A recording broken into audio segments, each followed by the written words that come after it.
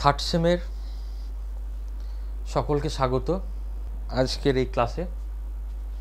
তো third semester জলবায়ুবিদ্যার যে পেপারটি আমি পড়াচ্ছিলাম সেই পেপারটি আগের দিন কি পড়িয়েছিলাম সেটা আমরা একবার ঝালিয়ে নেব, যাতে করে আগের দিনের পড়ার সাথে আজকের পড়াটাকে আমরা লিঙ্ক আপ করতে পারি এবং ধরতে পারি যে আগের দিন কি হয়েছিল তার সাপেক্ষে আজকে কি পড়া হবে। তো আগের দিন আমরা থার্ড সেমিস্টারের CC5-এর যে জিনিসটা পড়ছিলাম সেটা ছিল ইনসুলেশন এবং ফ্যাক্টরস অ্যাফেক্টিং ইনসুলেশন, যেটার বাংলা ছিল সূর্যরশ্মির তাপীয় ফল কী এবং সূর্যরশ্মির তাপীয় ফলের প্রধান নিয়ন্ত্রক সমূহ। অর্থাৎ পৃথিবীতে সূর্যরশ্মির তাপীয় ফল অর্থাৎ সূর্য শক্তি গ্রহণ করার ক্ষমতা পৃথিবীতে সব জায়গায় সমান হয় না, কোথাও বেশি এবং কোথাও কম। তো পৃথিবীর যে বিভিন্ন স্থানে বিভিন্নভাবে যে সূর্যরশ্মি যে গ্রহণ করার যে ক্ষমতা, তার পেছনে কি কি কারণ আছে সেই কারণগুলোকে ব্যাখ্যা করার জন্য আমরা কি দেখেছিলাম কি কিছু নিয়ন্ত্রক বা কিছু ফ্যাক্টরস সেই কারণগুলোকে নিয়ন্ত্রিত করে, অর্থাৎ সেই কারণগুলো হওয়ার পেছনে কিছু ফ্যাক্টরস দায়ী। তো কি কি ফ্যাক্টরস দায়ী আমরা কিছু ফ্যাক্টরস সেখানে পড়েছিলাম, সব ফ্যাক্টরসগুলো আগের দিন শেষ হয়নি। তো আজকে যে ফ্যাক্টরস বাকি আছে, যে ফ্যাক্টরগুলো বাকি আছে সেগুলো কমপ্লিট করব, তারপর আমরা নেক্সট সেশনে যাব। ঠিক আছে? তো আজ তাহলে আগের দিন কি করেছিলাম জাস্ট একবার আমি বলে দিই আগের দিন আমরা কি করেছিলাম।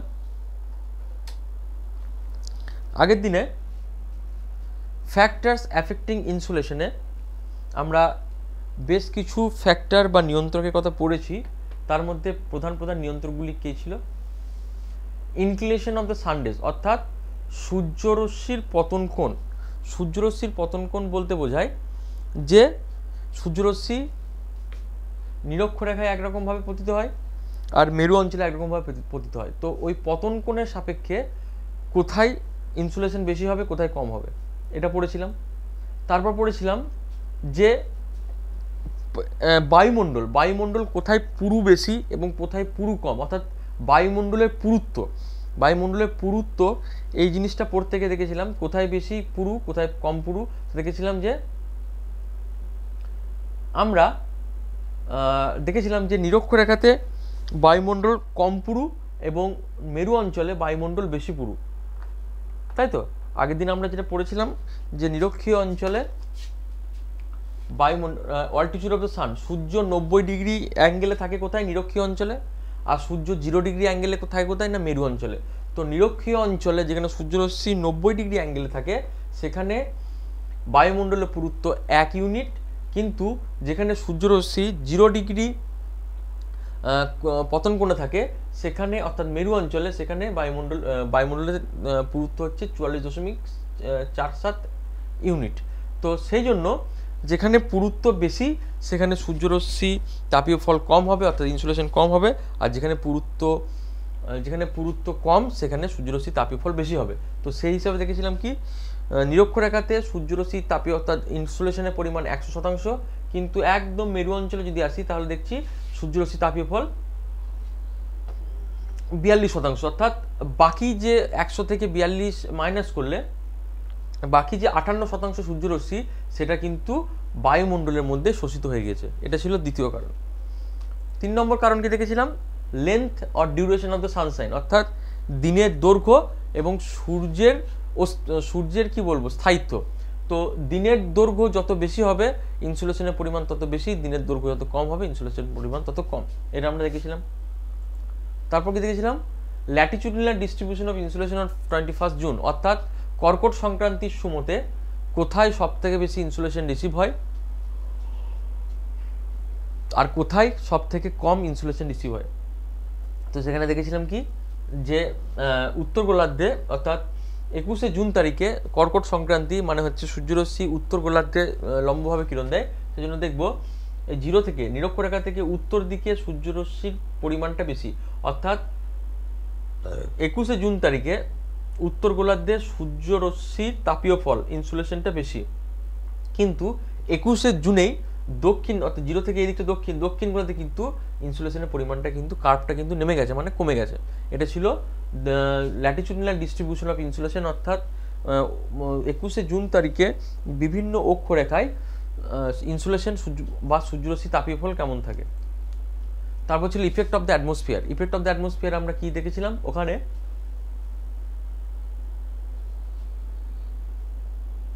ওখানে আমরা দেখেছিলাম যে অ্যাটমসফিয়ারের ধূলিকণা, জলকণা এবং বায়ুমণ্ডলের মধ্যে থাকা জলীয় বাষ্প দ্বারা সূর্যরশ্মি বেশি শোষিত হলে সেটি পৃথিবীতে কম এসে পড়ে। সেজন্য যদি অ্যাটমসফিয়ার অর্থাৎ বায়ুমণ্ডলে সূর্যরশ্মি বেশি শোষিত হয়ে যায় তাহলে সেটি পৃথিবীতে কম আসে, আর যদি কম শোষিত হয় বায়ুমণ্ডলে তাহলে পৃথিবীতে সেটি বেশি আসে। তাহলে যদি বায়ুমণ্ডলে বেশি শোষিত হয় তাহলে ইনসুলেশন পৃথিবীতে কম রিসিভ হবে, আর যদি বায়ুমণ্ডলে বেশি শোষিত হয় তাহলে আমি ভুল বলছি, যদি বায়ুমণ্ডলে ইনসুলেশন কম শোষিত হয় তাহলে পৃথিবীতে বেশি শোষিত হবে, আর বায়ুমণ্ডলে যদি বেশি শোষিত হয়ে যায় তাহলে পৃথিবীতে ইনসুলেশন কম রিসিভ হবে। এটা হচ্ছে ইফেক্ট অফ দ্য অ্যাটমসফিয়ারের ফান্ডা।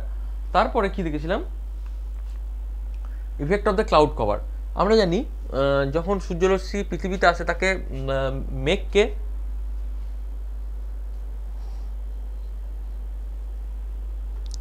ভেদ করে আসতে হয়।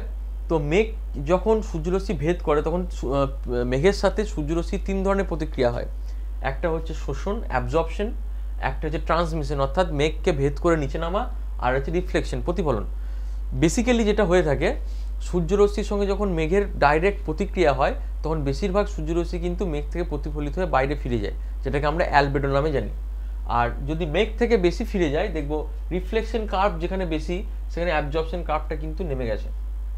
অ্যাবজর্পশন কার্ভ সেখানে কম যেখানে রিফ্লেকশন বেশি, আবার রিফ্লেকশন বেশি হলে ট্রান্সমিশন কার্ভটা কিন্তু নেমে আসে, অর্থাৎ ট্রান্সমিশন অর্থাৎ নিচের দিকে নামার ক্ষমতাটা কিন্তু তখন কমে যায়। তো এটা হচ্ছিল effect of the cloud cover.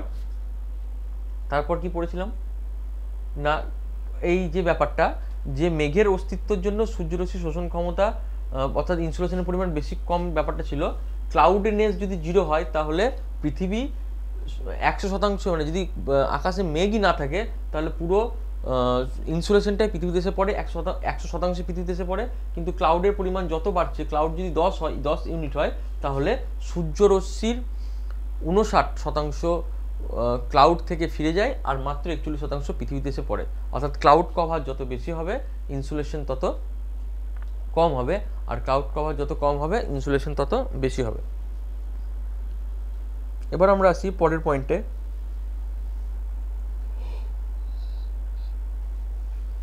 Effect of the Latitude, অর্থাৎ সূর্যরশ্মির পতন কোণ এক একটা অক্ষরেখা একরকম হওয়ার জন্য সেখানে ইনসুলেশনের পরিমাণটাও কিন্তু কম বেশি হয়। তো আমরা দেখছি কি, যেখানে থার্মাল ডেজ মানে উষ্ণতম দিনের সংখ্যা যত বেশি হবে সেখানে কিন্তু ইনসুলেশনটা সব থেকে বেশি রিসিভ হবে। এখানে 0 ডিগ্রি অক্ষরেখাতে উষ্ণতম দিনের সংখ্যা বেশি বলে 365 দিনই উষ্ণতম দিন, সেজন্য এখানে ইনসুলেশন বেশি। কিন্তু 90 ডিগ্রি অক্ষরেখা অর্থাৎ মেরু অঞ্চলে থার্মাল ডেজ বা উষ্ণতম দিনের সংখ্যাটা কম হওয়ার জন্য এখানে কিন্তু ইনসুলেশনটাও কিন্তু কম হবে। এবার তারপর দেখেছিলাম কি, effect of land and sea. আমরা কি বলেছিলাম যে এখানে আমরা স্পেসিফিক হিট নামে একটা হিট পড়েছিলাম। এই যে স্পেসিফিক হিট কত অর্থ হচ্ছে, কোনো বস্তুকে যদি 1 ডিগ্রি সেন্টিগ্রেড পর্যন্ত উত্তপ্ত করতে হয় তাহলে যতটা পরিমাণ তাপের প্রয়োজন, মানে শক্তির প্রয়োজন হয়, তাপ শক্তির প্রয়োজন হয়, তাকে বলা হয় স্পেসিফিক হিট। আবার রিপিট করছি, কোনো বস্তুকে যদি 1 ডিগ্রি সেন্টিগ্রেড পর্যন্ত উত্তপ্ত করতে হয় তাহলে যতটা পরিমাণ তাপ শক্তির প্রয়োজন হয় তাকে বলা হয় স্পেসিফিক হিট। তাহলে একই উষ্ণতা জলকে যত তাড়াতাড়ি গরম করে তার থেকে ভূমিভাগকে বেশি তাড়াতাড়ি গরম করে, সেজন্য ভূমিভাগের স্পেসিফিক হিট হচ্ছে কম আর জলভাগের স্পেসিফিক হিট হচ্ছে যে high specific heat of the water. Specific heat হচ্ছে বেশি, মানে জলকে 1 ডিগ্রি সেন্টিগ্রেড পর্যন্ত উত্তপ্ত করতে যে তাপ শক্তির প্রয়োজন হয় স্থলকে 1 ডিগ্রি সেন্টিগ্রেড পর্যন্ত উত্তপ্ত করতে তার থেকে কম তাপ শক্তির প্রয়োজন হয়ে থাকে। এটা হচ্ছে স্পেসিফিক হিট। তো সেজন্য একইভাবে যদি সূর্যরশ্মি পৃথিবীতে আসে তাহলে জলকে খুব ধীরে ধীরে গরম করে, কিন্তু স্থলভাগকে খুব দ্রুত গরম করে। এটা ছিল জলভাগ এবং স্থলভাগে ইনসুলেশন রিসিভ করা বা গ্রহণ করার ক্ষমতা। তারপর কি পড়লাম? তারপর বললাম উচ্চতার সাথে ঢালের সঙ্গে ইনসুলেশন রিসিভ করার ক্ষমতার পার্থক্য। আমরা জানি কি, আমরা দেখেছিলাম আগের দিন, উচ্চতা যত বৃদ্ধি পাচ্ছে তত কিন্তু কি হচ্ছে না উষ্ণতার পরিমাণটাও কমছে, অর্থাৎ ইনসুলেশন রিসিভ করার ক্ষমতাটাও কমছে। কারণ আমরা দেখেছিলাম আগের দিন যে সমুদ্রপৃষ্ঠের কাছাকাছি অঞ্চলে ধূলিকণা, জলীয় বাষ্প, জলকণার পরিমাণটা বেশি থাকার জন্য সমুদ্রপৃষ্ঠের কাছাকাছি অঞ্চলে ইনসুলেশন বেশি রিসিভ হয়। কিন্তু যত আমরা আস্তে আস্তে ভূমিপৃষ্ঠের ওপর দিকে উঠবো তত কি হবে, যত ওপর দিকে আমরা উঠবো তত কি হবে না বায়ুমণ্ডলের ঘনত্ব কমবে, অর্থাৎ ধূলিকণা জলকণার পরিমাণ কমে। সেজন্য অধিক উচ্চতায় কিন্তু কি হয় না উষ্ণতার পরিমাণটা কম হয়। আর স্লোপ বা ঢালের ক্ষেত্রে দেখেছিলাম সূর্যের দিকে মুখ করার যে অংশটি ঢালের আছে সেখানে ভার্টিক্যাল সানরেজ পড়ে, অর্থাৎ 90 ডিগ্রি কোণে সূর্যরশ্মি পড়ার জন্য সে কম অঞ্চলকে উত্তপ্ত করে কিন্তু বেশি উত্তপ্ত করে। কিন্তু ঠিক ঢালের অপোজিট সাইডে যেখানে সূর্যরশ্মি তির্যকভাবে পড়ে সেখানে অনেকটা বেশি অঞ্চলকে ওকে উত্তপ্ত করতে হয়, সেজন্য কিন্তু কি হয় না অঞ্চলটা কম উত্তপ্ত হয়। এটা ছিল উচ্চতা এবং ঢালের সঙ্গে ইনসুলেশন রিসিভ করার ক্ষমতা। এবার আগের দিন যে দুটো কারণ বাকি ছিল সেই দুটো কারণ আমি হয়তো আগের দিন একটা শুরু করেছিলাম, সেটা শেষ পর্যন্ত হয়নি, সেটাকে আজকে শুরু করে আজকে আমি ইনসুলেশনের ফ্যাক্টরসগুলো শেষ করছি। সেটা ছিল distance between sun and the earth, অর্থাৎ সূর্যের সাথে পৃথিবীর দূরত্ব। আমরা কি জানি পৃথিবীর কক্ষপথ হচ্ছে কি উপবৃত্তাকার।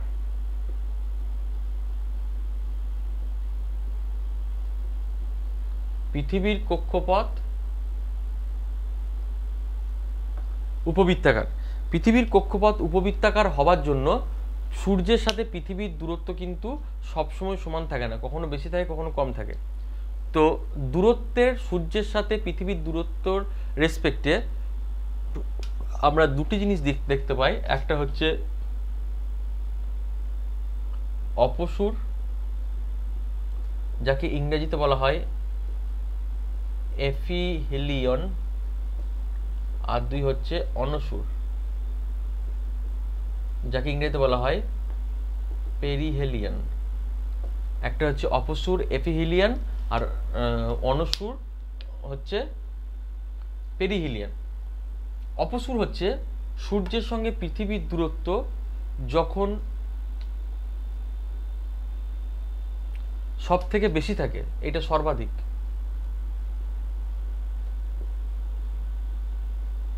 কত দূরত্ব? 152.1 মিলিয়ন ইয়ার, 1 মিলিয়ন কিলোমিটার।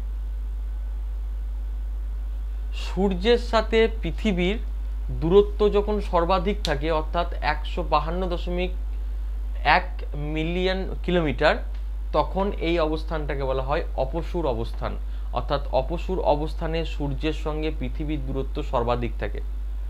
আর অনসূরের ঠিক উল্টোটা, অনসূরে কি হয় না পৃথিবীর সঙ্গে সূর্যের দূরত্ব সর্বনিম্ন হয়।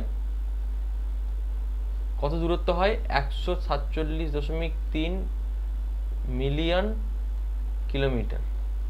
অর্থাৎ এই সূর্যের সাথে পৃথিবীর এই কম দূরত্বের সম্পর্কটাকে বলা হয় অনসূর অবস্থান বা পেরিহিলিয়ান। বুঝতে পারলাম? তাহলে অপসূর অনসূর ব্যাপারটা কি, যে পৃথিবীর কক্ষপথ উপবৃত্তাকার হওয়ার জন্য সূর্যের সাথে পৃথিবীর দূরত্ব কিন্তু সবসময় সমান থাকে না। সূর্যের সাথে পৃথিবীর দূরত্ব কখনো বেশি থাকে এবং সেটা কখনো কম থাকে। সূর্যের সঙ্গে পৃথিবীর সর্বাধিক দূরত্ব যে সময়ে হয় সেটা হচ্ছে 4 জুলাই, সেটা হচ্ছে 4 জুলাই। 4 জুলাই সূর্যের সাথে পৃথিবীর দূরত্ব সর্বাধিক থাকে 152.1 মিলিয়ন কিলোমিটার। সূর্যের সাথে পৃথিবীর এই সর্বাধিক দূরত্বের অবস্থানকে বলা হয় অপসূর বা এপিহিলিয়ান। ঠিক উল্টো দিকে 3 জানুয়ারি অর্থাৎ 3রা জানুয়ারি কি হয় না সূর্যের সাথে পৃথিবীর দূরত্ব সর্বনিম্ন থাকে। কত থাকে দূরত্ব? 147.3 মিলিয়ন কিলোমিটার। তো এই যে অবস্থান, সূর্যের সাথে পৃথিবীর যে সর্বনিম্ন দূরত্বের অবস্থান, এই দূরত্বের অবস্থানকে বলা হয় অনুসুর অবস্থান। তো এটা 3 জুন হয়।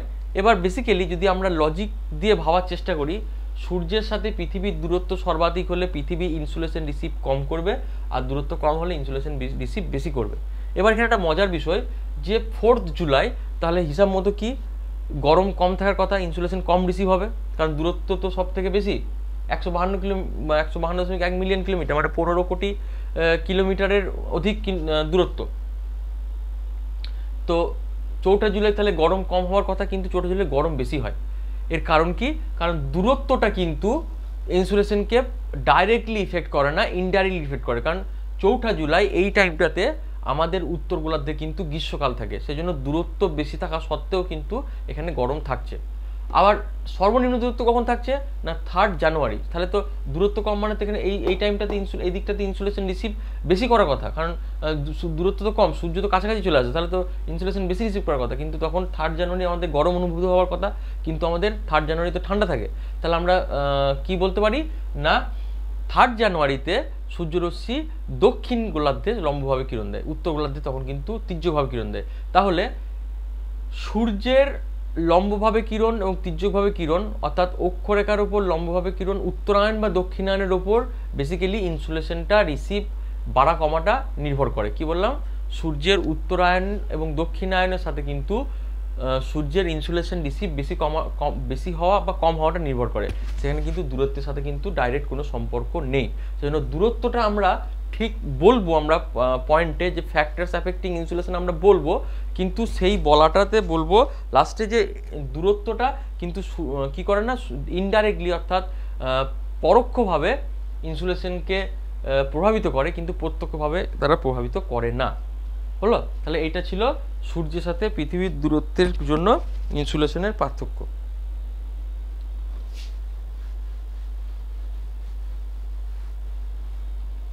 লাস্ট যে পয়েন্টটা আমাদের বাকি পড়ে থাকছে যেটা হচ্ছে প্রেজেন্স অফ সানস্পট।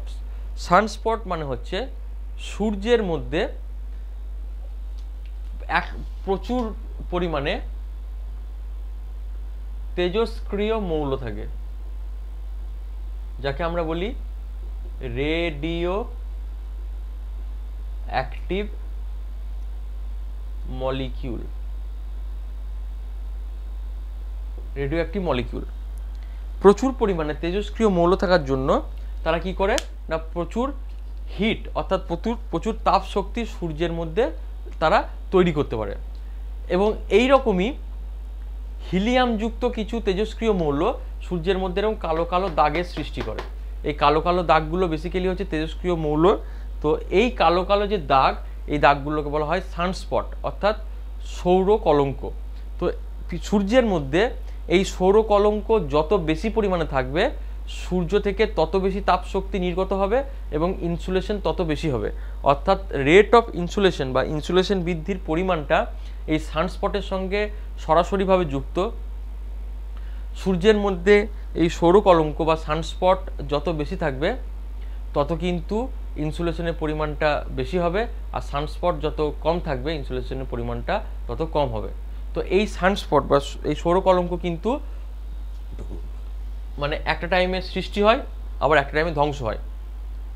এইটা সৃষ্টি এবং ধ্বংস একটা কনস্ট্যান্ট, একটা মানে নিরন্তর একটা প্রক্রিয়া, যেটা সবসময়ের জন্য তৈরি হয়, আবার দীর্ঘদিন পর সেটা ধ্বংস হয়ে যায়। এইভাবে কি হচ্ছে না সানস্পটগুলো পৃথিবীতে ইনসুলেশনের পরিমাণটাকে নিয়ন্ত্রণ করছে। তাহলে এখনো পর্যন্ত আমরা যে কারণগুলো পড়লাম, এই ফ্যাক্টরগুলো হচ্ছে কারণগুলো হচ্ছে পৃথিবীতে ইনসুলেশন যে বেশি কম হয় তার পেছনে এই কারণগুলো আমরা পড়লাম। তো আমাদের ফ্যাক্টরস অফ ইনসুলেশন, যেটা আমরা পার্ট 1 বলে আগের ভিডিওতে আপলোড করেছিলাম, এই ভিডিওতে ইনসুলেশন পার্ট 2 বলে এটা আপলোড হবে। এবং ইনসুলেশন কাকে বলে এবং ইনসুলেশনের নিয়ন্ত্রকগুলি কি কি সেটা আজকে আমি ক্লাসে শেষ করলাম। তো আজকের ক্লাসে আমি আবার একটা নতুন জিনিস শুরু করব, যেটা ইনসুলেশনের পরেই রয়েছে, সেটা হচ্ছে হিট বাজেট। বা এটাকে বলা হয় এনার্জি বাজেট। কি বললাম? হিট বাজেট বা এনার্জি বাজেট। তো এই হিট বাজেট এবং এনার্জি বাজেটটা সম্পর্কিত হচ্ছে ইনসুলেশনের সাথে, অর্থাৎ ইনসুলেশনের পরে পরেই আমাদেরকে হিট বাজেট বা এনার্জি বাজেটটা পড়তে হয়। কেন পড়তে হয়? পৃথিবীতে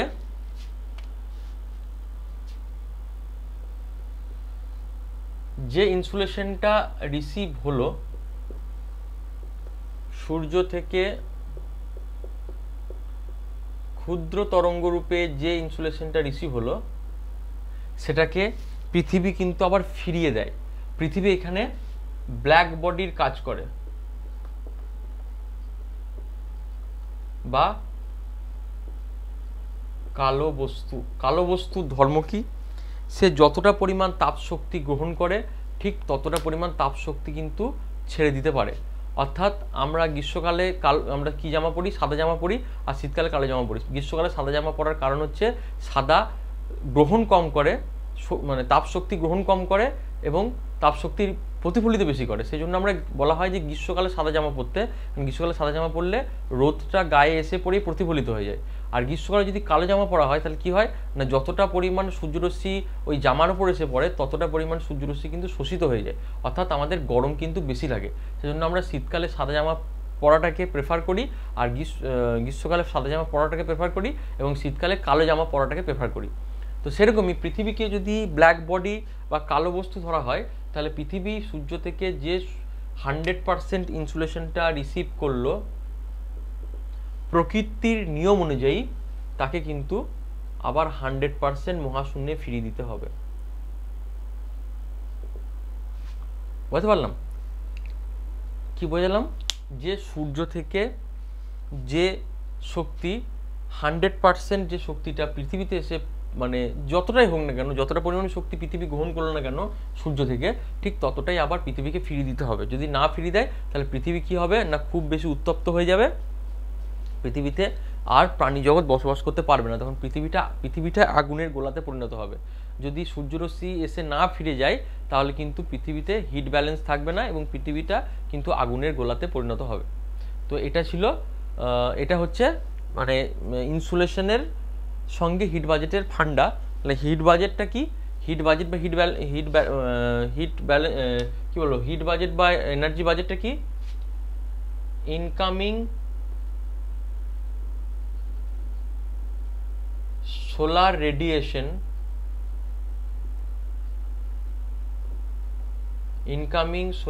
radiation is equals to outgoing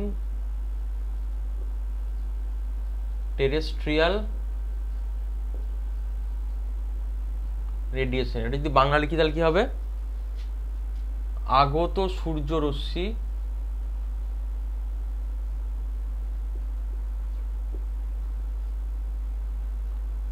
সমান পার্থিব প্রতিফলিত রশ্মি। তার মানে এইটা হচ্ছে আগত সূর্যরশ্মি, এটা হচ্ছে প্রতিফলিত পার্থিব রশ্মি।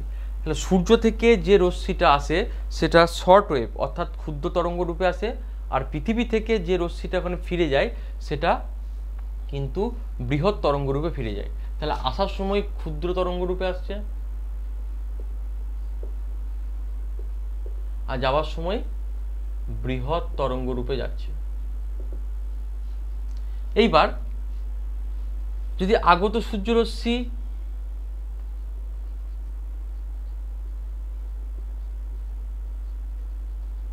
মাইনাস পার্থিব প্রতিফলিত রশ্মি করি তাহলে তার রেজাল্ট জিরো হবেই। অর্থাৎ যতটা পরিমাণ সূর্যরশ্মি পৃথিবীতে আসছে ঠিক ততটাই যদি ফিরে যায় তাহলে তার ভ্যালুটা কিন্তু জিরো হয়। সেজন্য আগত সূর্যরশ্মি সমান পার্থিব প্রতিফলিত রশ্মি, এই কথাটা বলা হয়েছে। তাহলে হিট বাজেট বা এনার্জি বাজেট কি? যে লিখে দিচ্ছি হিট বাজেট বা এনার্জি বাজেটটা কি?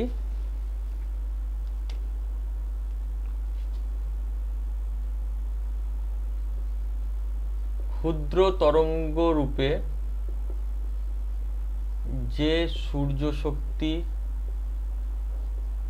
বা এটাকে তাপ শক্তি বলতে পারি, তাপ শক্তি পৃথিবীতে শোষিত হয় সেই শোষিত সূর্যরশ্মি বা তাপ শক্তি সমপরিমাণে পৃথিবী থেকে প্রতিফলিত হলে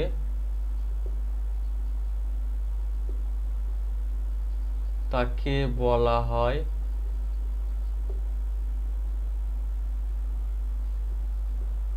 হিট বাজেট বা তাপ ভারসাম্য বা তাপীয় ভারসাম্য। হিট বাজেটের বাংলা হচ্ছে তাপীয় ভারসাম্য। তাহলে কি বললাম? ক্ষুদ্র তরঙ্গ রূপে যে সূর্য শক্তি বা তাপ শক্তি পৃথিবীতে শোষিত হয় সেই শোষিত সূর্য শক্তি বা তাপ শক্তি সমপরিমাণে পৃথিবী থেকে প্রতিফলিত হলে তাকে বলা হয় তাপীয় ভারসাম্য। তাহলে আমি আরেকবার ডেফিনেশনটা রিপিট করে দিচ্ছি। ক্ষুদ্র তরঙ্গ রূপে যে সূর্য শক্তি বা তাপ শক্তি পৃথিবীতে শোষিত হয় সেই শোষিত সূর্য শক্তি বা তাপ শক্তি সমপরিমাণে পৃথিবী থেকে প্রতিফলিত হলে তাকে বলা হয় হিট বাজেট বা তাপীয় ভারসাম্য। মানে যতটা পরিমাণ সূর্য শক্তি বা তাপ শক্তি পৃথিবীতে শোষিত হচ্ছে ঠিক ততটা পরিমাণেই পৃথিবী থেকে ফিরে যেতে হবে, ওই জন্য সমপরিমাণ শব্দটা এখানে ব্যবহার করা হয়েছে। বুঝে গেল? তাহলে এটা হচ্ছে হিট বাজেটের ডেফিনেশন। এবার হিট বাজেটের বা তাপীয় ভারসাম্যের একটি ক্যালকুলেশন আছে, যে ক্যালকুলেশন দ্বারা কি করতে পারবো, আমরা বুঝতে পারবো কতটা পরিমাণ সূর্য শক্তি পৃথিবীতে এলো আর কতটা ফিরে গেল। অর্থাৎ এই ব্যালেন্সিং যে ব্যাপারটা, সেই ব্যালেন্সিং ব্যাপারটা আমরা একটা ক্যালকুলেশনের মাধ্যমে দেখাবো। এই ক্যালকুলেশনটা বেসিক্যালি করে জিটি ট্রিওয়ার্থার। আমি বেসিক্যালি জিটি ট্রিওয়ার্থার ক্যালকুলেশনটা দেখাবো। তাহলে তার আগে আমি বলি তাপীয় ভারসাম্য দুইভাবে হয়ে থাকে। তাপীয় ভারসাম্য দুই রকমের হয়। এক হচ্ছে উল্লম্ব তাপীয় ভারসাম্য, আর একটা হচ্ছে হরাইজন্টাল, মানে হচ্ছে আনুভূমিক তাপীয় ভারসাম্য। একটা হচ্ছে ভার্টিক্যাল হিট বাজেট,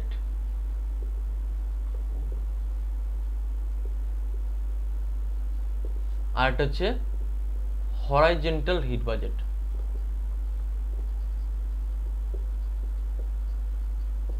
তাপীয় ভারসাম্য হিট বাজেট দু রকমের হয়, একটা হচ্ছে ভার্টিক্যাল হিট বাজেট আর একটা হচ্ছে হরাইজন্টাল হিট বাজেট। একটা হচ্ছে উল্লম্ব তাপীয় ভারসাম্য, একটা হচ্ছে আনুভূমিক তাপীয় ভারসাম্য।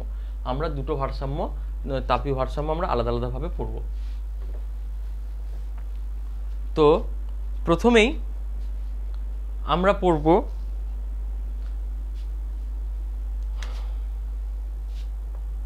উল্লম্ব তাপীয় ভারসাম্য বা ভার্টিক্যাল হিট বাজেট। ঠিক আছে? তো এই ব্যাপারটা আমি খুব সহজ করে ক্যালকুলেশনগুলো বলবো, খুব মন দিয়ে সেই ক্যালকুলেশনগুলো শুনবে এবং ছবি দেখবে, তাহলেই ব্যাপারটা কিন্তু তোমাদের কাছে পরিষ্কার হয়ে যাবে। ভার্টিক্যাল হিট বাজেট মানে হচ্ছে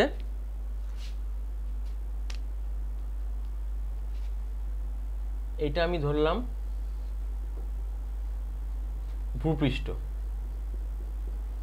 খুব মন দিয়ে এটা শুনতে হবে। ঠিক আছে? এটা হচ্ছে ভূপৃষ্ঠ।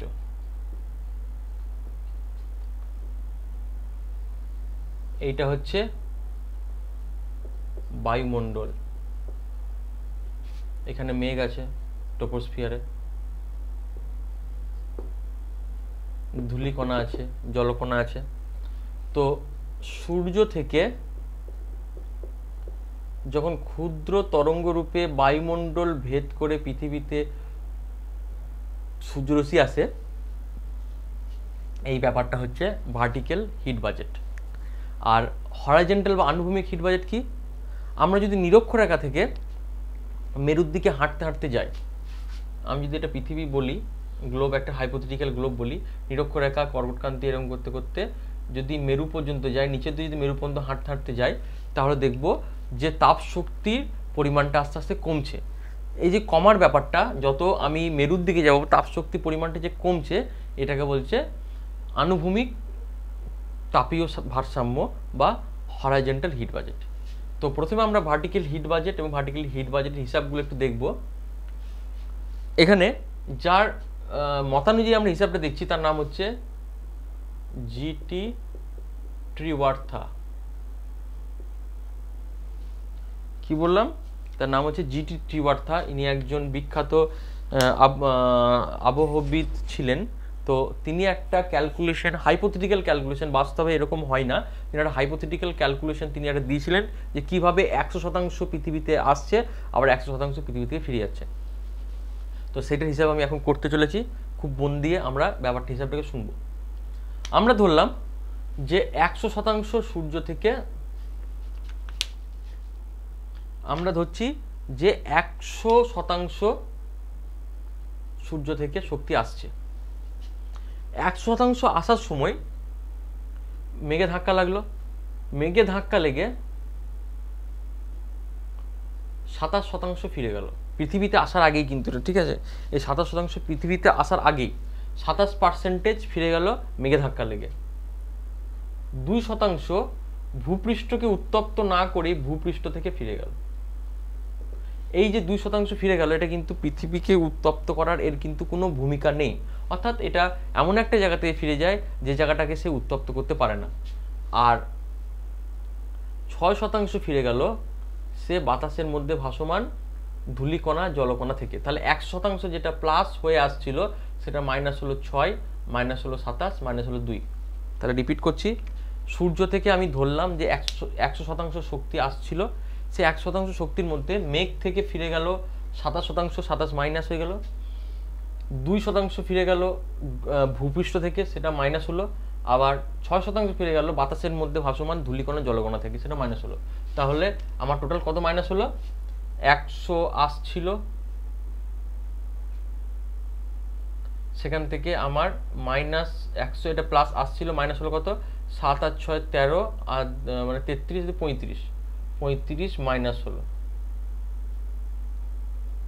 তাহলে এটা 35 মাইনাস হলো। তাহলে আমার এখন পড়ে থাকলো কত? 100 মাইনাস 35 ইজ ইকুয়ালস টু 65, তাই তো? তাহলে 100 আমার আসছিল, 100 থেকে 35 মাইনাস হলো, 35টা 3 ভাবে মাইনাস হলো। 35টা 3 ভাবে কীভাবে মাইনাস হলো? 27% 35 থেকে, 35-এর মধ্যে 27% ফিরে গেল মেঘ থেকে, 2% ফিরে গেল ভূপৃষ্ঠ থেকে, যেটা ভূপৃষ্ঠকে উত্তপ্ত করে না। আর 6% ফিরে গেল কোত্থেকে?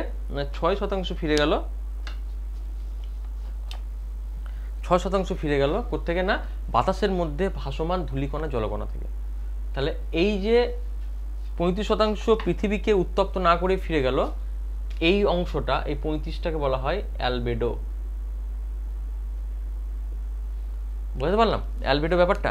তাহলে অ্যালবেডো হচ্ছে সূর্য শক্তির সেই অংশ যে শক্তিটা পৃথিবীকে উত্তপ্ত না করে সে কিন্তু ফিরে চলে যায়, এটা হচ্ছে অ্যালবেডো।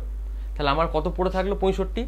এবার 65-র মধ্যে দুটো হিট বাজেট হয়ে থাকে। এই 65টাই ভেঙে দুটো হিট বাজেট হয়, একটা হচ্ছে পৃথিবীর হিট বাজেট আর একটা হয় বায়ুমণ্ডলের হিট বাজেট। যেহেতু বায়ুমণ্ডলেও কিন্তু কিছুটা পরিমাণে সূর্য শক্তি গৃহীত হয়, তো তাহলে এর তো একটা মানে যখন গৃহীত হচ্ছে একেও ছাড়তে হবে, আর ভূপৃষ্ঠ তো গ্রহণ করছে একেও ছাড়তে হবে।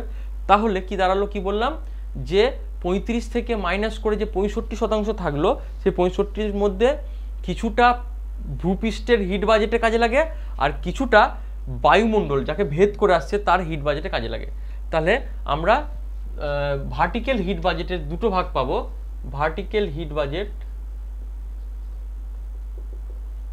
বাজেটের দুটো ভাগ, একটা হচ্ছে আর্থের হিট বাজেট আর একটা হচ্ছে অ্যাটমসফিয়ার, অর্থাৎ একটা পৃথিবীর হিট বাজেট আর একটা হচ্ছে বায়ুমণ্ডলের হিট বাজেট। আমি বোঝাতে পারলাম কি বলতে চাইছি? আশা করি ব্যাপারটা সবাইকে বোঝাতে পেরেছি যে হিট বাজেট দু রকমের হয়, একটা হচ্ছে উল্লম্ব এবং একটা আনুভূমিক। উল্লম্বটাকে আবার দুটো ভাগে ভাগ করা হয়, একটা হচ্ছে পৃথিবীর উল্লম্ব হিট বাজেট, একটা হচ্ছে বায়ুমণ্ডল উল্লম্ব হিট বাজেট। তো হিট বাজেট, উল্লম্ব হিট বাজেট করতে গিয়ে আমি দেখলাম যে 100% আসার সময় আসছে, 100%ই আসছে, কিন্তু 100% আসার সময় সেখান থেকে 35% পৃথিবীকে উত্তপ্ত না করে ফিরে যাচ্ছে।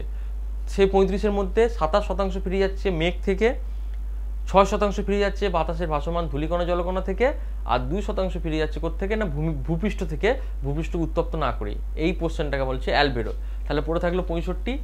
এই যে 65 প্লাস, এই 65 যেটা শোষিত হচ্ছে তার মধ্যে ভূপৃষ্ঠ শোষণ করছে 51, আর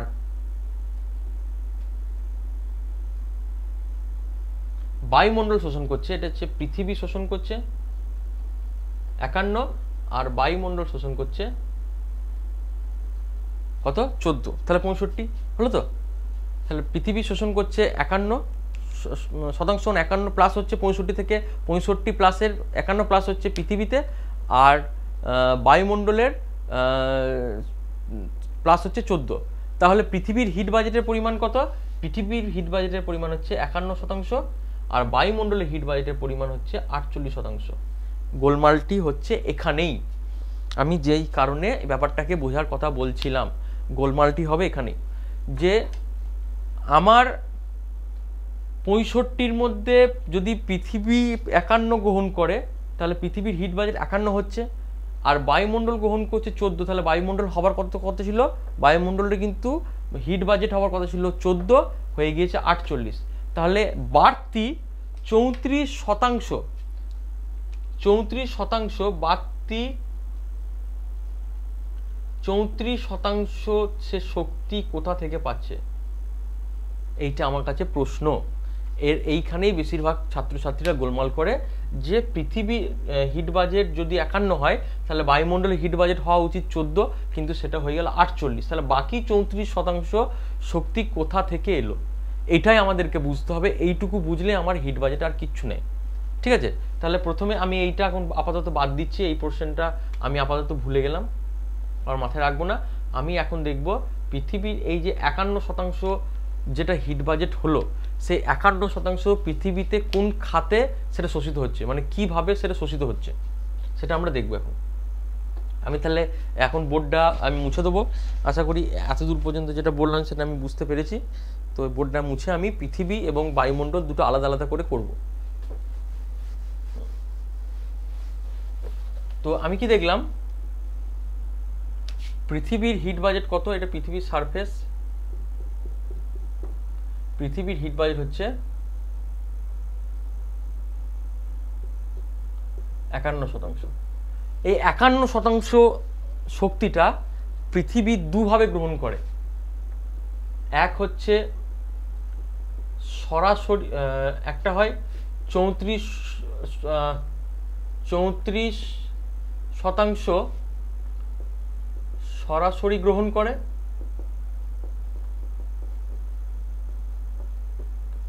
আর 17% সে বিচ্ছুরণ প্রক্রিয়ায় গ্রহণ করে।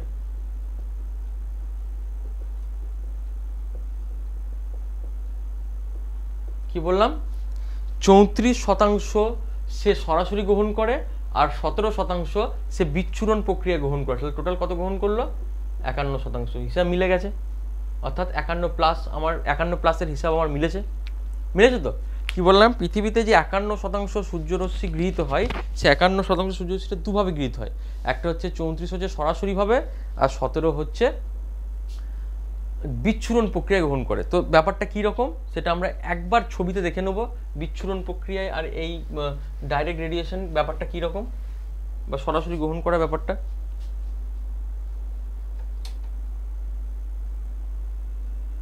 এই যে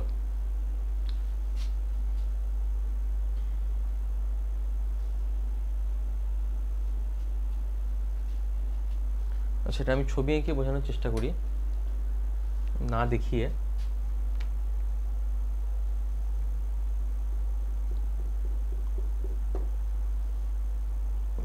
একান্ন শতাংশর মধ্যে 34% এই প্লাস হচ্ছে ডাইরেক্ট, আর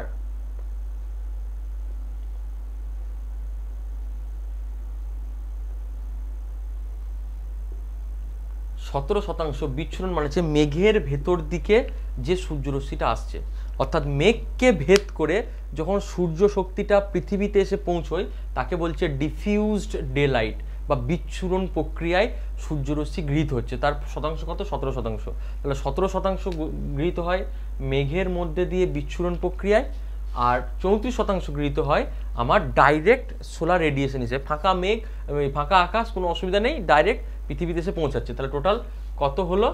51% সূর্যরশ্মি আমার প্লাস, অর্থাৎ পৃথিবী অ্যাবজর্ব করলো। এইবার যেটা 51% পৃথিবী গ্রহণ করলো, এই 51%কে পৃথিবী ছেড়ে দেবে, কারণ একে তো ধরে রাখতে পারে না। ধরে রাখলেই তো আজকে 51 এলো, আবার কালকেও 51 ঢুকবে, এরকম করে প্রতিদিন 51 ঢুকতে ঢুকতে পৃথিবীর তাপমাত্রা এতটাই হবে যেটা সূর্যের থেকেও বেশি তাপমাত্রা হবে, পৃথিবীতে আর কেউ বাঁচবে না। তো তাহলে 51 যেটা গ্রহণ করলো, 51টা আবার ছাড়তে হবে। তাহলে এই 51টা যেটা গৃহীত হলো, তাহলে আমার এখানে কি হয়ে আছে? প্লাস 51 হয়ে আছে। এবার আমি একে মাইনাস 51 করব। 51 যেটা ফিরে যায় সেটা 3 ভাবে 51টা ফিরে যায়, সেই হিসাবটা আমি দেখব। প্রথম হচ্ছে 23% ফিরে যায় ডাইরেক্ট রেডিয়েশন হিসাবে। প্লাস 51 থেকে মাইনাস 23 হলো সরাসরি বিকিরণ প্রক্রিয়ায়।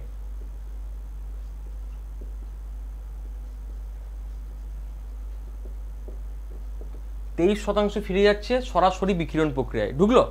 51 থেকে তাহলে কত মাইনাস হলো? এখন 23 মাইনাস হলো, হয়েছে। তারপর 9% ফিরে যায় -9% ফিরে যায় কনভেকশন। কনভেকশন মানে হচ্ছে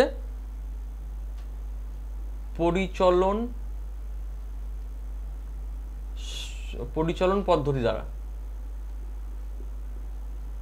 পরিচলন পদ্ধতি মানে হচ্ছে যে গরম জল করার যে পদ্ধতিটা, মানে বাতাস হালকা হয়ে ওপর দিকে উঠবে, ঠান্ডা হয়ে ভারী হবে, আবার নিচে নামবে, আবার ওপর উঠবে, এই যে এই চক্রটা। এই প্রক্রিয়াতে মানে বাতাস গরম হচ্ছে, ওপর দিয়ে উঠছে, আবার ওপরে উঠতে উঠতে ঠান্ডা হলো, ঠান্ডা হয়ে আবার নিচে নামলো, আবার নিচে এসে গরম হলো, আবার ওপর উঠলো। এই যে প্রক্রিয়াটা, এই প্রক্রিয়ায় ফিরে যায় কত শতাংশ? না, এই প্রক্রিয়ায় ফিরে যায় 9%। তাহলে 51 থেকে মাইনাস হলো 23, তার থেকে মাইনাস হলো 9, আর বাকি 19% সেটা ফিরে যায় বাষ্পীভবন হিসাবে। তাহলে তিনটে মাইনাস হলো 23, 19 আর 9, তাহলে কত হলো? 9 9 18, 18 3 21, 1 হাত থাকলো 2, 2 3, 3 দিয়ে 5। তাহলে এখানে কত ফিরে গেল?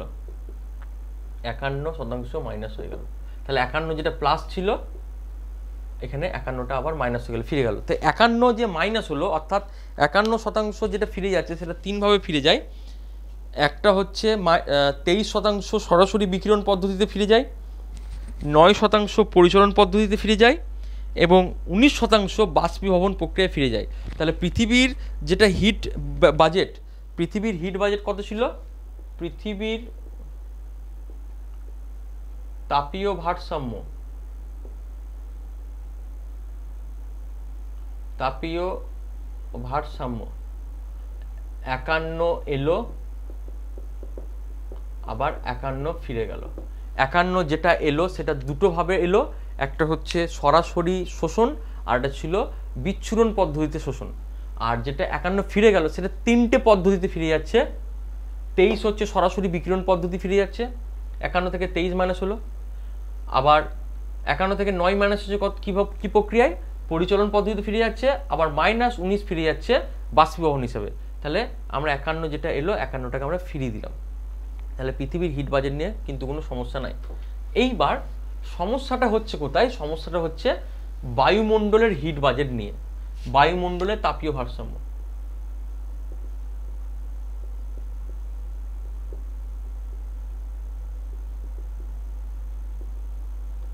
বায়ুমণ্ডলের তাপীয় ভারসাম্য কত হওয়া উচিত ছিল, 65 ছিল।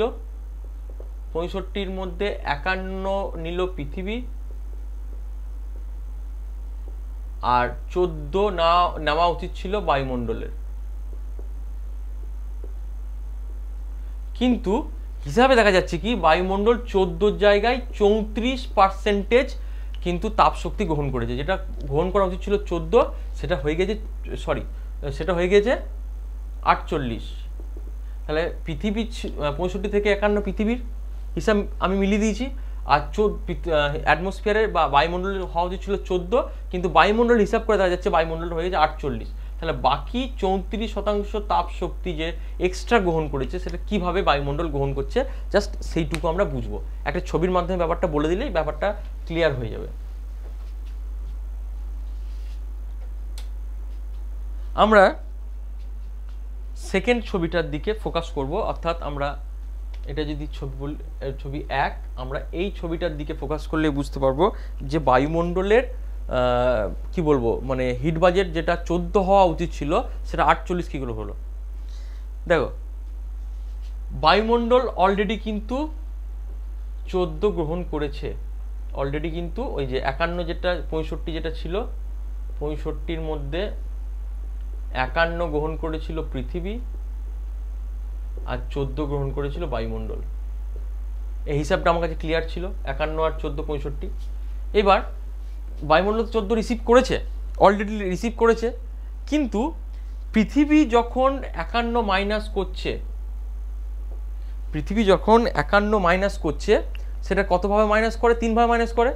একটা হচ্ছে -23 যেটা ডাইরেক্ট রেডিয়েশন সরাসরি বিকিরণ পদ্ধতিতে ফিরিয়ে দিচ্ছে, -9 যেটা পরিচলন পদ্ধতিতে ফিরিয়ে দিচ্ছে, আর -19 যেটা বাষ্পীভবন প্রক্রিয়ায় ফিরিয়ে দিচ্ছে, আমি যেটা আগেই বললাম। এইবার যেটা 23 ফিরে যাচ্ছে, 23 ফিরে যাওয়ার মধ্যে বায়ুমণ্ডল কিন্তু এখান থেকে 6% কিন্তু নিজের মধ্যে অ্যাবজর্ব করে নিচ্ছে, 6% নিজের মধ্যে গ্রহণ করে নিচ্ছে। অর্থাৎ পৃথিবী থেকে ফিরে যাওয়া যেটা মাইনাস সেটা বায়ুমণ্ডলে হয়ে যাচ্ছে প্লাস। তাহলে পৃথিবীতে কত মাইনাস হচ্ছিল, 23 মাইনাস হচ্ছিল, সে 23 থেকে সে কত প্লাস করলো, বায়ুমণ্ডল কতটা গ্রহণ করে নিল, 6। আবার যেটা পৃথিবী যেটা -9 ছিল সেটা আবার বায়ুমণ্ডল পুরোটাই গ্রহণ করে নিল। তাহলে যেটা পৃথিবীর -9 সেটা বায়ুমণ্ডলের +9 হলো। তাহলে পৃথিবী যেটা -9 হিসাবে ফিরিয়ে দিচ্ছিল সেটা বায়ুমণ্ডল +9 হিসাবে সেটা গ্রহণ করে নিল। আবার পৃথিবী যেটা -19 হিসাবে ফিরিয়ে দিচ্ছিল সেটা বায়ুমণ্ডল +19 হিসাবে গ্রহণ করলো। তার মানে কি হলো, যেটা পৃথিবী -23 ছিল সেই 23 থেকে 6% বায়ুমণ্ডল গ্রহণ করলো, যেটা পৃথিবীর জন্য -9 ছিল সেটা বায়ুমণ্ডল গ্রহণ করে +9 হয়ে গেল, আর যেটা পৃথিবীর জন্য -19 ছিল সেটা বায়ুমণ্ডলের জন্য +19 হয়ে গেল। তাহলে আমার অলরেডি কিন্তু 14 ঢুকে আছে এখানে বায়ুমণ্ডলে। ওই 65 থেকে 51 পৃথিবীর জন্য গিয়েছে, আর বায়ুমণ্ডল 14 এখান থেকে কিন্তু রিসিভ করে রেখেছে। তার সঙ্গে কত অ্যাড হলো, 6, 9, 19। তাহলে কত হলো এটা, 9, 6, 15, 15 আর 9, 4। তাহলে 9, 9, 18, 9, 9, 18, 18 আর 6, 24-এর 4 হাত থাকলে 2, 1 আর 2, 3, 34।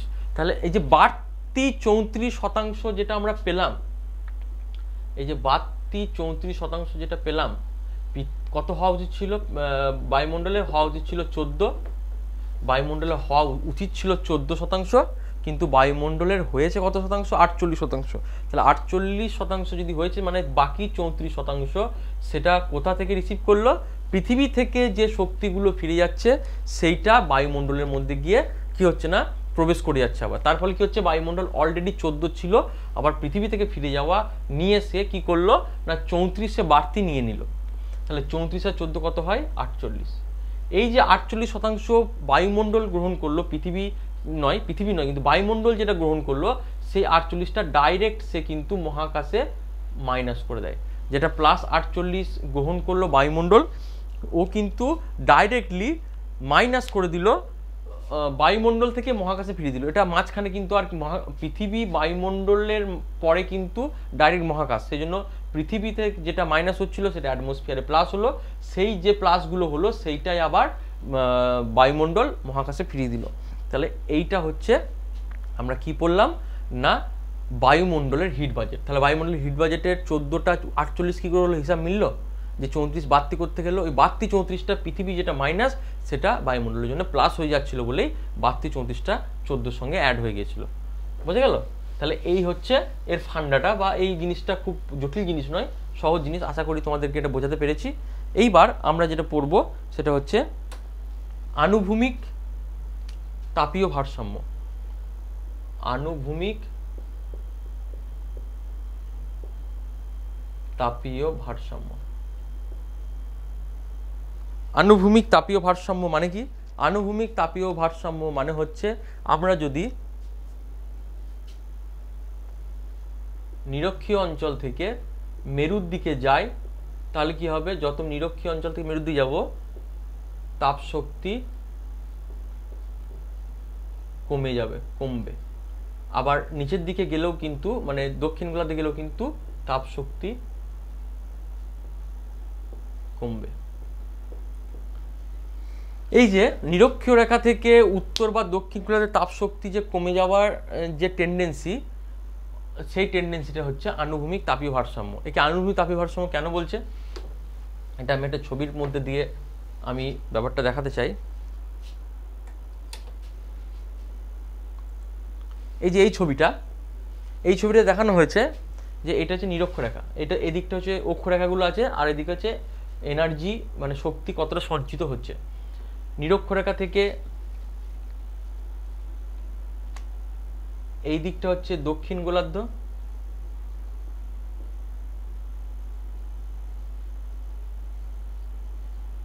আর এই দিকটা হচ্ছে উত্তর গোলার্ধ। তো দেখবো আমরা জিনিস যে নিরক্ষীয় অঞ্চলে কিন্তু এনার্জিটা অর্থাৎ শক্তিটা কিন্তু বেশি। আমি নিরক্ষরেখাতে যত দক্ষিণ বা যত উত্তরে যাবো আস্তে আস্তে কিন্তু এনার্জির পরিমাণটা, তো তাপ শক্তির পরিমাণটা কিন্তু কমছে। সেজন্য নিরক্ষীয় রেখা থেকে এই 38 ডিগ্রি, এদিকেও 38 ডিগ্রি, এই অঞ্চলটাকে বলা হয় এনার্জি সারপ্লাস রিজিয়ন বা শক্তির সারপ্লাস, মানে হচ্ছে বর্ধিত অঞ্চল, শক্তি বর্ধিত অঞ্চল। মানে এখানে এনার্জিটা সবসময় বেশি থাকে, মানে যতটা গৃহীত হয় এই অঞ্চলে তার থেকে কম কিন্তু পৃথিবী থেকে বেরিয়ে যায়। অর্থাৎ এখান থেকে এই অঞ্চলে যতটা সূর্যরশ্মি গৃহীত হয় দিনের বেলাতে, রাতের বেলাতে রাত্রি ছোট হওয়ার জন্য এনার্জিটা কিন্তু কম সেখান থেকে বের হয়। সেজন্য এনার্জিটা প্রতিদিন ওখানে কি হয় না বাড়তি থেকে যায়। সেজন্য 0 থেকে 38 ডিগ্রি উত্তর এবং 0 থেকে 38 ডিগ্রি দক্ষিণকে বলা হয় এনার্জি সারপ্লাস বা শক্তি বর্ধিত অঞ্চল। আর 38 থেকে 90, আবার 38 থেকে 90 এই অঞ্চলটাকে বলা হয় এনার্জি ডেফিসিট, অর্থাৎ শক্তি মানে কি বলবো, শক্তি ডেফিসিট মানে কি, কম থাকা, শক্তি কম যুক্ত অঞ্চল। তাহলে এনার্জি সারপ্লাস অঞ্চল কোনটা, নিরক্ষরেখা থেকে 38 ডিগ্রি উত্তর এবং 38 ডিগ্রি দক্ষিণ, এই অঞ্চলটাকে বলা হয় এনার্জি সারপ্লাস অঞ্চল। আর 38 থেকে 90 ডিগ্রি উত্তর এবং 38 থেকে 90 ডিগ্রি দক্ষিণ অঞ্চলটাকে বলা হয় এনার্জি ডেফিসিট অঞ্চল। এইবার একটা শব্দ জাস্ট বলে এটা শেষ করব, সেটা হচ্ছে এই ছবিটা থাক, এনার্জি সারপ্লাস অঞ্চল থেকে এনার্জি ডেফিসিট অঞ্চলের দিকে প্রতিনিয়ত কিন্তু তাপ পরিবাহিত হয়। কি বললাম, এনার্জি সারপ্লাস অঞ্চল থেকে এনার্জি ডেফিসিট অঞ্চলের দিকে প্রতিনিয়ত তাপ পরিবাহিত হয়, মানে তাপ কিন্তু ফ্লো হয়, এনার্জির ফ্লো হয়। মানে নিরক্ষীয় অঞ্চল থেকে এইদিকে তাপ আর এদিকে তাপ কিন্তু ফ্লো হয়, মানে প্রবাহিত হয়, তাপ প্রবাহ বা তাপ শক্তি প্রবাহিত হয়। নিরক্ষীয় অঞ্চল অর্থাৎ এনার্জি সারপ্লাস থেকে এনার্জি ডেফিসিট অঞ্চলের দিকে যে তাপ শক্তির প্রবাহ হয়ে থাকে সেই ঘটনাটাকে বলা হয় মেরিডোনিয়াল ফ্লো অফ এনার্জি। তাহলে পরীক্ষা যদি প্রশ্ন করে মেরিডোনিয়াল ফ্লো অফ এনার্জি কি, মেরিডোনিয়াল ফ্লো অফ এনার্জি হচ্ছে এনার্জি সারপ্লাস রিজন থেকে এনার্জি ডেফিসিট রিজনের দিকে প্রতিনিয়ত যে তাপ শক্তি প্রবাহিত হয় আনুভূমিকভাবে তাকে বলা হয় মেরিডোনিয়াল ফ্লো অফ এনার্জি। কি বললাম? এনার্জি সারপ্লাস অঞ্চল থেকে এনার্জি ডেফিসিট অঞ্চলের দিকে প্রতিনিয়ত আনুভূমিকভাবে যে তাপ শক্তি প্রবাহিত হয় তাকে বলা হয় মেরিডোনিয়াল ফ্লো অফ এনার্জি। আবার রিপিট করছি, এনার্জি সারপ্লাস অঞ্চল থেকে এনার্জি ডেফিসিট অঞ্চলের দিকে আনুভূমিকভাবে প্রতিনিয়ত যে তাপ শক্তি প্রবাহিত হয় তাকে বলা হয় মেরিডোনিয়াল ফ্লো অফ এনার্জি। বুঝে গেল? তাহলে আজকে আমরা কি পড়লাম? আজকে আমরা ইনসুলেশনের লাস্ট দুটি ফ্যাক্টর পড়লাম। কি কি ফ্যাক্টর? একটা ছিল সূর্য ও পৃথিবীর দূরত্ব, আর 2 নম্বর ছিল সানস্পট অর্থাৎ সৌরকলঙ্কের উপস্থিতি। তারপর আমরা কি শুরু করলাম? তারপর আমরা শুরু করলাম তাপীয় ভারসাম্য। তাপীয় ভারসাম্য কয় প্রকার? তাপীয় ভারসাম্য ছিল 2 প্রকার। একটা হচ্ছে উল্লম্ব তাপীয় ভারসাম্য আর হচ্ছে আনুভূমিক তাপীয় ভারসাম্য। উল্লম্ব তাপীয় ভারসাম্য কয় রকমের? একটা হচ্ছে পৃথিবীর উল্লম্ব তাপীয় ভারসাম্য আর হচ্ছে বায়ুমণ্ডলে উল্লম্ব তাপীয় ভারসাম্য। এবং সেখানে আমরা পৃথিবীর তাপীয় ভারসাম্যর পরিমাণ, বায়ুমণ্ডল তাপীয় ভারসাম্যের পরিমাণটা হিসাব আমরা করে দেখলাম, যেখানে দেখলাম পৃথিবী 51 আর বায়ুমণ্ডল হচ্ছে 48, এবং যেটা +51 হলো পরবর্তীকালে সেটা -51 হয়েছে, যেটা +48 হয়েছিল সেটা পরবর্তীকালে -48 হয়েছে। তারপর আমরা কি বললাম? আনুভূমিক তাপীয় ভারসাম্য, যেখানে আমরা দেখলাম কি নিরক্ষীয় অঞ্চল থেকে যতই উত্তর বা দক্ষিণে যাওয়া যায় তত তাপশক্তির যে পরিবর্তন সেটা হচ্ছে আনুভূমিক তাপীয় ভারসাম্য। সেখানে আমরা দেখলাম এনার্জি সারপ্লাস রিজন এবং এনার্জি ডেফিসিট রিজন এবং মেরিডোনিয়াল ফ্লো অফ এনার্জি। তো এই পর্যন্তই। তো এখন যেটা হলো, আমার সিলেবাস তোমাদেরকে যেটুকু পড়ানো ছিল আমার সেটুকু শেষ হলো। তো আমরা পরবর্তী পর্যায়ে আমরা যেটা করব, আমরা প্র্যাকটিক্যাল পোর্শনে যে অংশটুকু আছে সেটা আমরা পরবর্তী ক্লাসে আমরা শুরু করব।